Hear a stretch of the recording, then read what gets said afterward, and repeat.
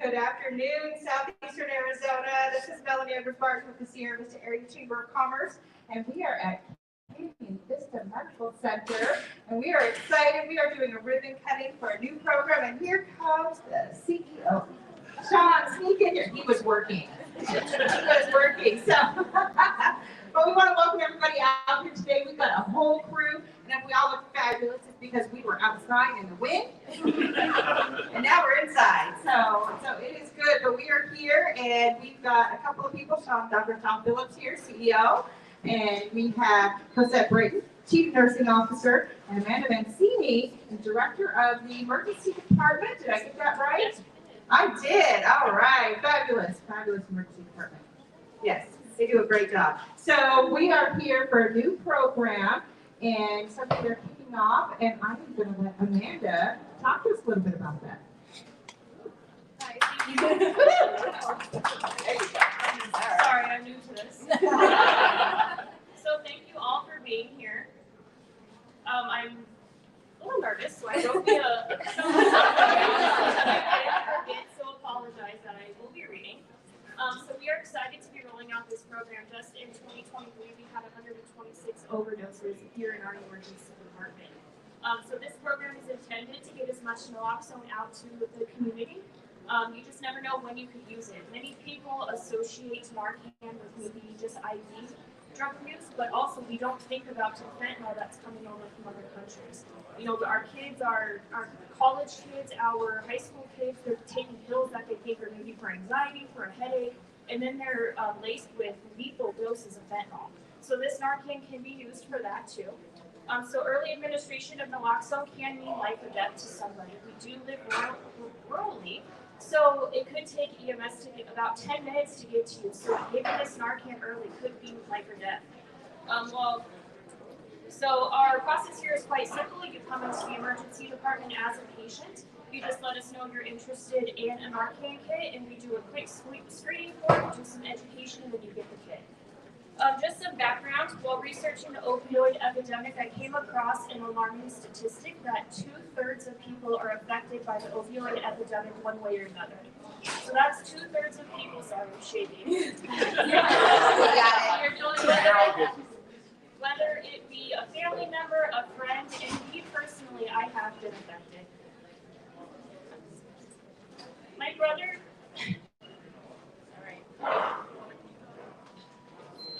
Found myself, my family found my brother, who got addicted to heroin, just like many people do. The simple story of they take prescription pills of Xanax or pain medication, and then find himself in a full-blown addiction. The other important person in my life that found themselves struggling with heroin addiction, I had to call one of my very close friends to let her know that her child was those both two very special men have, they inspired me to get this out to the community. They are the reason why we're doing this. It could be anybody's child, friend, loved one. So, this program, Dante and Ryan, you guys have a purpose. Your story was for a reason, and hoping that we can save many lives with this. Yes.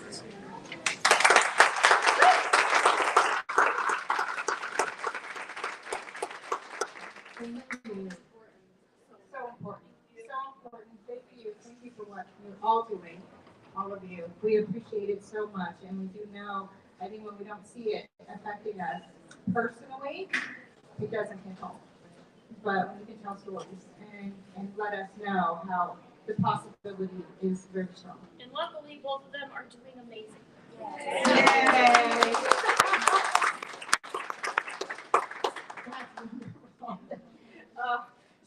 So this whole program is for this special cause. So Cosette, tell us a little bit more. Well, I wasn't prepared to talk because she did all the preparing. So I'm going to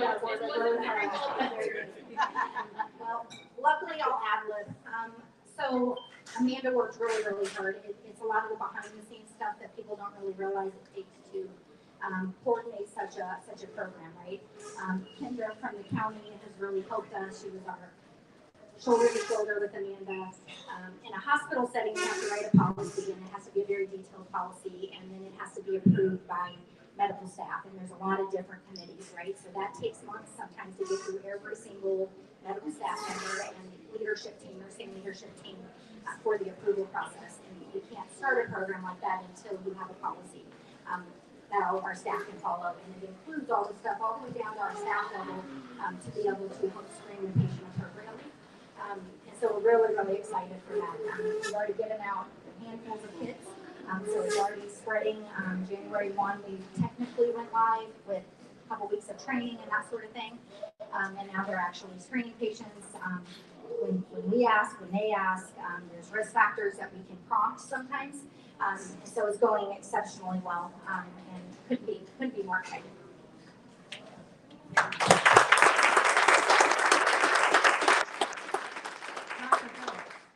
Tell us about it. All right. Well, again, thank you to these two phenomenal leaders for getting this all set up. We couldn't do it without the passion that our staff has brought to this, and obviously you heard from Amanda, and that personal message is truly heartfelt and really speaks to the needs that so many families in our community have. The opioid epidemic, it crosses economic lines, it crosses social lines. So many families are affected, and we are very proud to be the first Naloxone distribution center here for Cochise County. We see many patients with this problem, but there's many patients that we don't see. They die before they even get here. They pass away, sometimes without people even knowing that they're at risk. This type of program can help prevent those needless deaths. We, of course, as a society, we continue to fight with the opioid epidemic. We continue to deal with the sequelae of that. We will address it. This is just one step of many that we're going to take to try to make sure that this community, it becomes healthier, that we make this community healthier through this program. And so, guys, thank you so much for doing this. And it's not just about people taking it. Amanda alluded to this.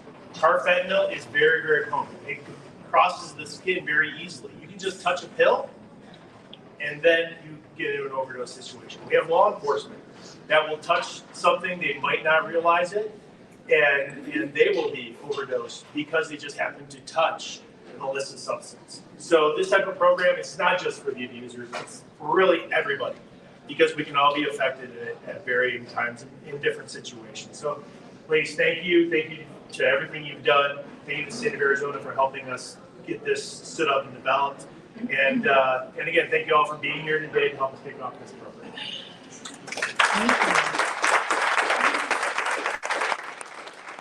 And we have several representatives from the City of Sierra Vista City Council members and our Mayor Pro Tem. So who's talking today? Mark's right up front. This is Mark Rodriguez, and he is one of our City Council members. Hey, how you doing? Thanks. Like everybody said before me, this affects everybody in all walks of life. So this is a great resource for our community. And it's unfortunate we need this program, but it's a reality that we need this program. So hopefully these kits will run out, and that's a good problem I have, and we'll figure out how to get some more, because I want to get it out there.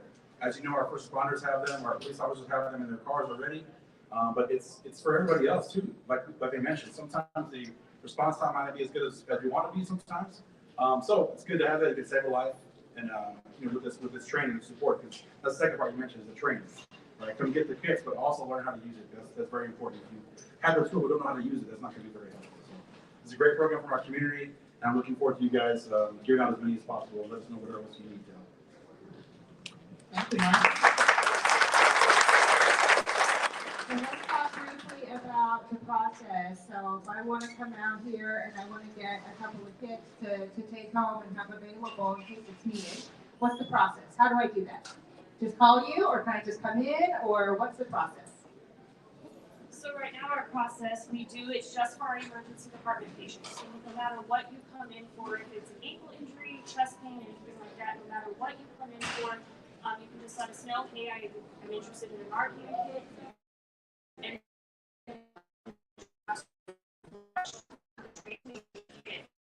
let's have resources,